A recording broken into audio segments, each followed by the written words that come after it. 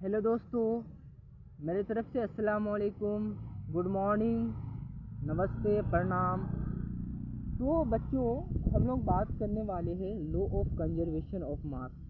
तो law of conservation of mass होता क्या है, हम आने वाले लेक्चर में law of conservation of mass को आपको हम डिटेयली से समझाएंगे।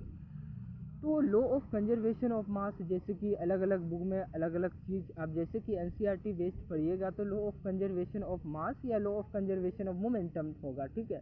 अब जैसे कि कई तरह तरह का रिफरेंस बुक है, जैसे कि आप आईसीएसई बोर्ड का उठा के देख लीजिए, तो उसमें law of conservation of energy भी हो सकता है, या law of conservation of gas भी हो सकता है, या law of conservation of momentum भी हो सकता है। तो इन सभी चीज़ों को आपको हम आने वाले लेक्चर में समझाएंगे, आपका हम डाउट भी क्लियर करवाएंगे, और उसके साथ साथ हम न्यूमेरिकल भी आप लोगों को हम प्रैक्टिस करवाएंगे।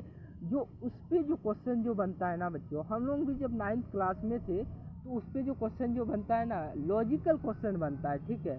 जब आप उस चीज़ को, आप law of conservation of mass को आप अच्छी तरीके से समझ लीजिएगा तो हाँ, आसानी होगा कि आप क्या कीजिएगा, अच्छी तरीके से क्वेश्चन को डील कर पाइएगा, ठीक है। तो law of conservation of mass को समझने से पहले आप लोगों को ये चीज़ आप लोगों को अच्छी तरीके से समझ में आनी चाहिए, ठीक है। जब तक ये चीज़ आप लोगों को कॉन्सेप्ट अगर क्लियर ना हो बच्चों, तो आप न्यूमेरिकल का फेस नहीं कर सकते, आपको बहुत कठिनाई होगी। इसलिए आपको लॉ ऑफ कंजर्वेशन ऑफ मास अच्छी तरीके से आना चाहिए। ये फिजिक्स का सेकंड चैप्टर है 9th क्लास का, लॉ ऑफ कंजर्वेशन ऑफ मास, ठीक है। Force and loss of motion का चैप्टर है।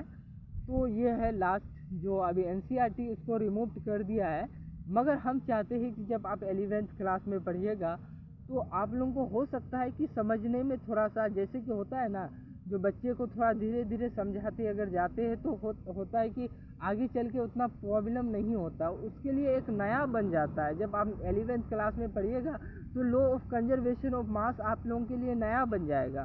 तो इसलिए हम चाहते हैं कि लॉ ऑफ कंजर्वेशन ऑफ मास आपको हम 9th क्लास में समझे, क्योंकि 3-4 साल हो गए, तीन साल हो गए ये चीज़ छटने का, law of conservation of mass.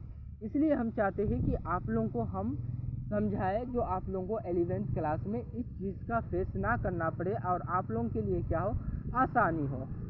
तो इसलिए हम लॉ ऑफ कंजर्वेशन ऑफ मास का लेक्चर लेके आने वाले हैं, जिसमें थर्ड लॉ ही अप्लाई होगा। न्यूटन का 3 लॉ होता है बच्चों, लॉ ऑफ इनर्शिया, उसके बाद सेकंड लॉ में मोमेंटम